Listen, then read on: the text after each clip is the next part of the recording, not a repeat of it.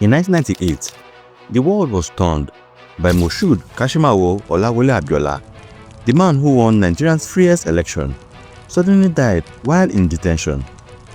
For years, the true story behind Abiola's death remained clouded in secrecy, conspiracy theories, and political silence. But in April 2003, during a revealing interview with diplomatic Charles Strout Kennedy, US official Thomas Pickering shared explosive details about what really happened the day Abiola died. Hi guys, welcome to Artifact Historic. On today's episode, we review the eyewitness account of Chief Abiola's final hours on Earth, as revealed by US top diplomat Thomas Pickering. Do you think he died of natural causes, or was there something more sinister? Do stay tuned and enjoy the ride.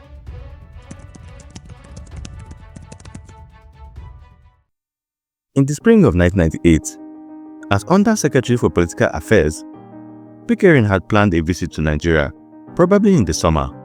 Susan Rice, who was Assistant Secretary for African Affairs, and Pickering were planning to go out, that is, to travel to Nigeria. Pickering had applied for a visa, and General Sani Abacha, the last of the military coup guys, was still in charge. Thomas Pickering said, and I quote, "Sani Abacha's most enduring, attribute was that he took very large amounts of money and hid it well. We were going out to see whether he could get the Nigerians straightened up and behave, or at least become more responsible." End of quote. Pickering was in Qatar on his way back from the Middle East when he was refused a Nigerian visa on Thursday night. Pickering said, and I quote, "I am happy to tell you that my tremendous influence in Nigeria was at work because on Saturday night, Sani Abacha died of, presumably, a heart attack visiting with two ladies of the night in the presidential residence." A General Abdulsalam Abubakar took over, a northerner, someone who they had known well, of good reputation. It was obvious that the military had enough of Sani Abacha and his type, and at least felt that it was time to straighten out and move towards elected civil government, Pickering said. "We took that as a good sign, and again, we asked to come out, and in 2 months, we went out a visa." Chief Abiola had run against Bashir Tofa in the 1993 election. He had, according to some vote counts, actually won the election and then been incarcerated by Abacha. Chief Abiola was a Muslim from Lagos, a Yoruba, with a newspaper empire as well as other entrepreneurial adventures. Pickering came about a week after United Nations Secretary General Kofi Annan had been there.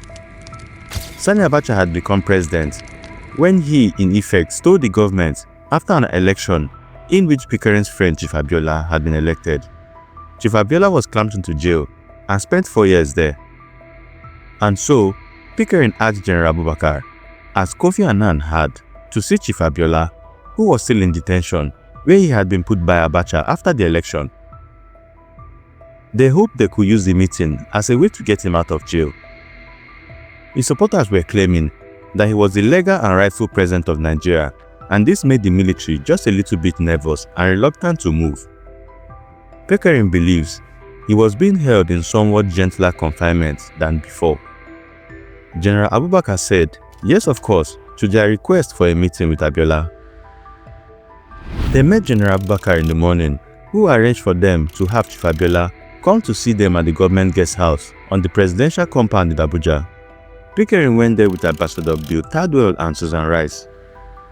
Abiola came in, and Pickering doesn't know whether he had been told who he was going to see, but he certainly recognized him, and even before we sat down, the occasions in which they had met some years before. Abiola and Pickering had been, in a sense, co-victims in what they believed to be a Soviet-inspired disinformation plot, in which the effort was to link him to me in an effort to use subversion to influence Nigeria's domestic politics. It is important to note that during this time, Pickering was ambassador to Nigeria from 1981 to 1983. They sat down, tea was brought in.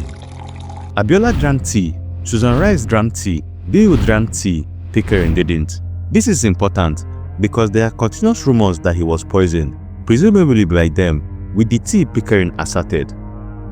Abiola sat next to Pickering on the couch, and others were sitting on another couch in the living room, of a big guest house.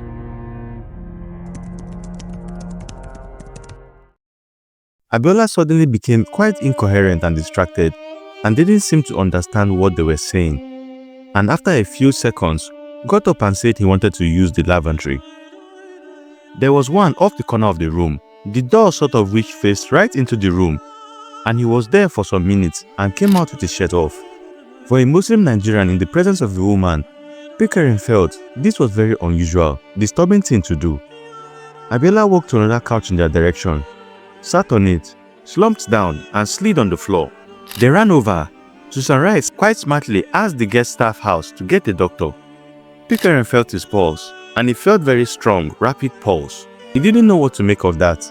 He thought that was a good sign, but he wasn't sure. If you find this video worthwhile, please take out some time to smash a like and subscribe to the channel, as it goes a long way in supporting our efforts. Thank you. Now let's get back to the video. Within some minutes, a doctor came in, and in the meantime, they did what they could do to revive him and keep him awake. But Abiola wasn't coherent and was almost not awake. The doctor said, "This is very serious. We need to get him right away to the presidential clinic." Abiola was a big man, well over 200 to 250 pounds. The doctor said, "You have to help me and the security people here get him into my car, and we have to take him to the presidential clinic, which is close by." They picked him up with the help of security guards and put him in the back of the doctor's car, and Pickering said, "Get our car, we are going." He knew right away that if this man died in their presence or was going to die in their presence, they had to know absolutely the whole story. They followed them down to the presidential clinic and waited for about an hour outside the emergency room with this little oval glass window where they could look in while they attempted to revive him. One of those elliptic glass window panels in the door so they could see through. They watched them work on him and saw them use some kind of an electric machine to try to start or stimulate his heart. The doctor came out finally and they asked, "What's the status?" The doctor said, "Come on outside." So they went outside and he said, "He was probably near dead when we got there. I can't revive him, and there is nothing more we can do," he said. "Well, I think you better talk to General Abubakar right away." The doctor said, "I was there when General Abacha died, and if there's anything you must do, you must get an autopsy." He of course understood the local situation and understood what might happen, not just to them if they were seen as responsible, but also to him. He was a Hausa Fulani from his dress, and while Chief Abiola was a Muslim, which I presumed was the case with the doctor, Chief Abiola was also a Yoruba, and tensions have always existed between them and the northern Hausa Fulani, Pickering said.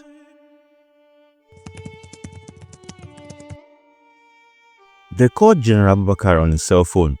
He said to come over right away. He hadn't heard about this, and so they sat with him and worked on what press statements to make, particularly because they were involved.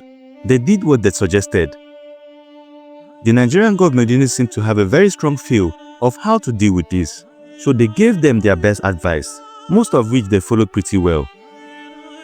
They then said they have to call his wife and daughter, who were here in town. Abiola had multiple wives, so Susan, the trooper that she was, went and talked to the wife and daughter, who were very vehement once they heard they were involved, that they were responsible for his death. They felt they had somehow played a role in his death. Then Bill and Pickering went in and consoled the wife and daughter, but they were really quite irreconcilable and quite harsh with very strong feelings. Pickering didn't know the source of their views. The family were prejudiced, but they did their best to deal with it. They had helped General Abubakar to prepare a press release, which was both factual and, they hoped, viable. General Abubakar, of course, said that he would get the autopsy done. In the meantime, they had started to work with the State Department to get names of internationally recognized and reputable forensic experts. They got the name of the Chief Forensics Officer in Ontario, who had a worldwide reputation, and the US Air Force Chief Pathologist in Germany, and a very reputable man from England, all of whom were immediately recruited to come and do this. They understood the issue. Then, they went back to their small office in Abuja, and they started to monitor the BBC and other radio reports, and they were pretty awful. So Pickering said immediately, "Call BBC, I will offer an interview." "Susan, You get on the US National Public Radio (NPR) and other wire agencies, radios, and give your interviews, and I will put all of this together. They did a series of radio interviews that night to try to calm the situation.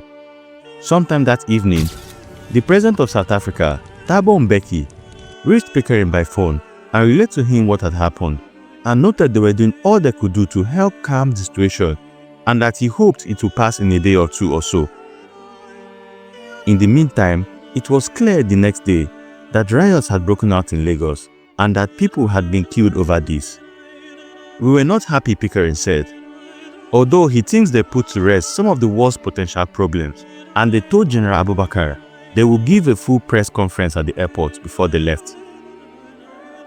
They delayed their departure and met press at the airport and talked until they finished their questions about what they knew and what they thought was going to happen to put it into context, and then departed home on a US military aircraft. The final sequel to that was that they flew back by way of Toronto, as they were so late when they got to London. Only a Canadian plane was available to cross the Atlantic. At 5 o'clock in the morning, Pickering got up to take the first plane to Washington. Coming out of the shower, he slipped on the floor and broke his wrist. So it was the end of a perfect trip, Pickering said. Pickering had this to say about the autopsy results. The autopsies were very interesting. They found a vastly enlarged heart, with every symptom of a massive heart failure, and all of the chemical tests found no reason to believe, as everybody imputed from the T story, that he had been poisoned, and neither were we. But there are still people today, years later, who refuse to accept this evidence. Pickering had a very good friend of his, writing and saying that Abiola's daughter was on his board and that she has raised very important questions as to his mother while in prison in Nigeria. Pickering wrote back and he said he happened to know because he was there, and that wasn't the story. Thanks for watching the video, guys. I would really love to know your thoughts about the eyewitness account of Thomas Pickering. What do you think about his revelation? Do you think he was being truthful, or was there something more sinister? Please leave your comment in the comment section down below. Don't forget to like the video and subscribe to the channel and turn on the notification button to get more content like this about African history. It's been Nnabe from Afriverse Historic. See you in the next video.